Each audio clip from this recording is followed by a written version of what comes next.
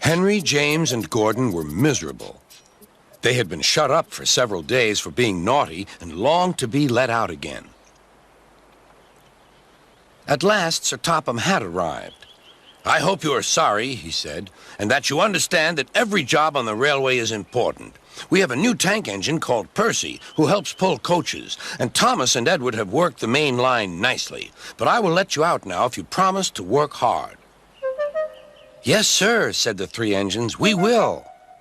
"That's good, but please remember that this no shunting nonsense must stop." Sir Topham Hatt then told Percy, Edward, and Thomas that they could go and play on the branch line for a few days. And they ran off happily to find Annie and Clarabelle at the junction. The two coaches were very pleased to see Thomas again. Edward and Percy played with the freight cars. "Stop, stop, stop," screamed the cars as they were pushed into their proper sidings. But the two engines laughed and went on shunting till the cars were tidily arranged.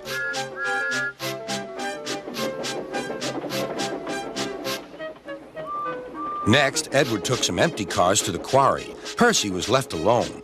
He didn't mind that a bit. He liked watching trains and being cheeky to the other engines. "Hurry, hurry, hurry," he would call, and they got very cross.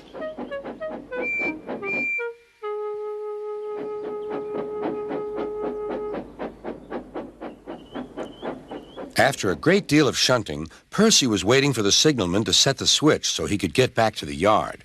Percy was being rather careless and not paying attention. Edward had warned Percy, "Be careful on the main line. Whistle to the signalman that you are there." But Percy didn't remember to whistle, and so the busy signalman forgot him. Percy waited and waited. The switch was still against him, so he couldn't move.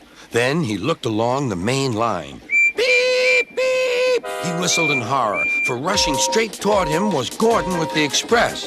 "Oh!" groaned Gordon. "Get out of my way!"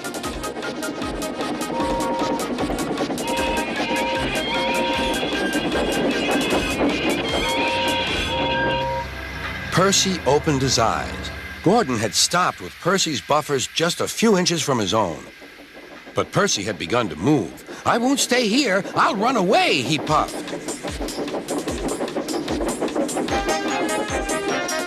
He went straight through Edward's station and was so frightened that he ran right up Gordon's hill without stopping.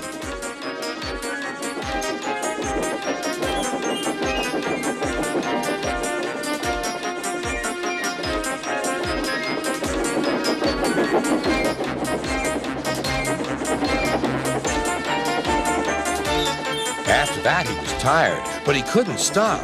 He had no driver to shut off steam and apply the brakes. "I want to stop! I want to stop!" he puffed. The man in the signal box saw Percy was in trouble, so he kindly set the switch. Percy puffed wearily onto a nice empty siding, ending in a big bank of earth. He was too tired now to care where he went. "I want to stop! I want to stop!" "I have stopped," he puffed thankfully. "Never mind, Percy," said the workmen as they dug him out. "You shall have a drink and some coal, and then you'll feel better." Presently, Gordon arrived. "Well done, Percy. You started so quickly that you stopped a nasty accident." "I'm sorry I was cheeky," said Percy. "You were clever to stop," replied Gordon. Then Gordon helped pull Percy out from the bank. The two engines are now good friends, but Percy is always most careful when he goes out on the main line.